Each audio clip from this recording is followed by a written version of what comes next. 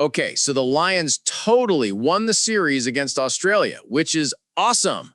They really showed some guts and nerve, especially in that second game in Melbourne. It was their first real test since getting there, and they totally pulled it off.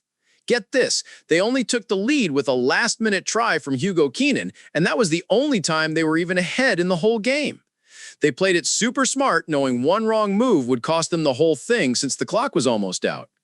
But dude, there's drama. Everyone's talking about this play where Jack Morgan, a Lion, apparently did this illegal move on an Aussie dude named Carlo Tizzano during a crucial ruck. The Aussie coach totally called it out after the game, saying it was against the rules.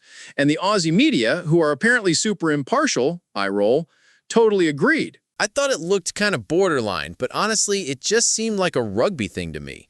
Now that they've outlawed that crocodile roll move for clearing players out, it's pretty much impossible to do it legally, so you can see why it's a big deal. If stuff like that is illegal, they really need to rethink the whole ruck law for guys trying to get rid of opponents. It's getting to be a total thing where teams just blame the refs when they lose, and that's messed up.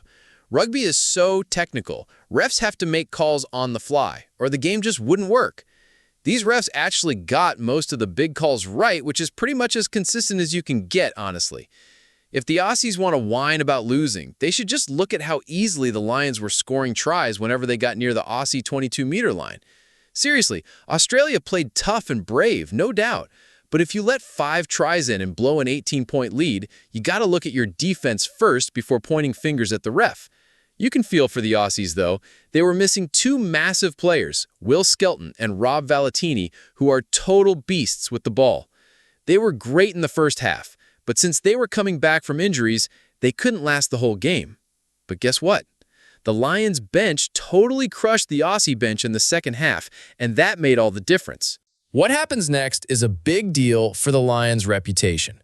Before this game, the matches were kind of boring with not much challenge, which might not be a big deal for the fans, but it matters for how legit it all seems. The Lions need to play with that killer instinct like the old New Zealand teams or the current world champs, South Africa. They got to totally dominate the next game in Sydney to show they're the real deal. This is a tough challenge that people don't always get. It's one thing to win, but it's another thing to dominate when you're already winning, and that takes serious self-discipline. Players need to set their own high standards even when the job is basically done, and they can't lose the series. And the coach, Andy Farrell, picking the right guys for that last game is super important for this. He's probably tempted to make a bunch of changes, right? He could easily say he proved everyone wrong and reward the guys who haven't played much by giving them a Lions test cap. But that would be a mistake, man. You know how people talk about test animals?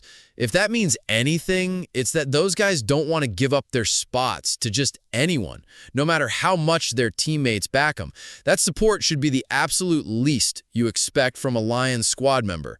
Picking the strongest team possible for the final test is the best way to show respect to Australian rugby and to all the fans.